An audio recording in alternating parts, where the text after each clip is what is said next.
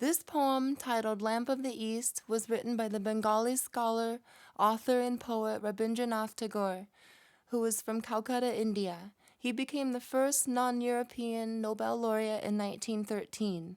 Lamp of the East was originally published in a Korean newspaper in 1929. It provided inspiration, pride, and strength for many Koreans, as this was a time when Korea was ruled by the brutal colonial regime of Japan, which caused great suffering to Korean people and also attempted to eradicate Korean identity, cultural expression, and heritage.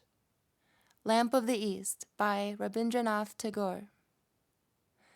In the golden age of Asia, Korea was one of its lamp bearers, and that lamp is waiting to be lighted once again for the illumination of the East.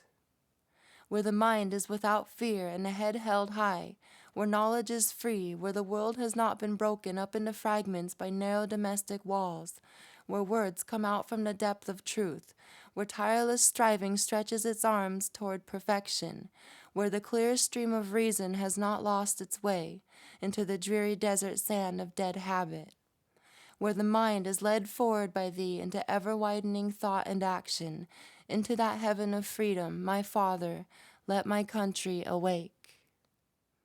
Again, that was originally published in 1929.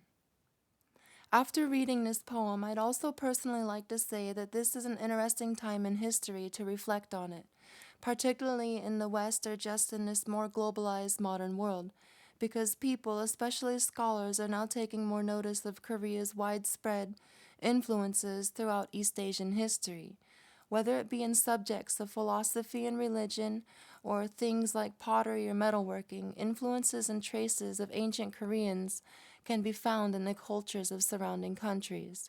For example, Korea's monks have written texts which became important in the thinking of certain Buddhist lineages throughout China, Japan, and elsewhere.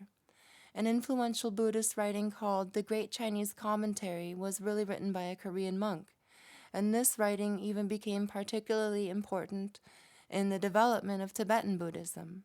For another example, in Japan, the most prized pottery works are bowls made by Koreans. Japanese monks love the aesthetic qualities of the crafts from Korea for their tea ceremonies.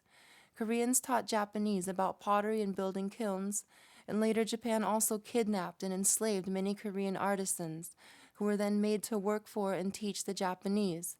Every day we are seeing more work being done in the area of Korea studies, encouraging the understanding, exploration, and appreciation of Korea's proud history and culture, as well as providing further illumination on Korea's role throughout East Asian history.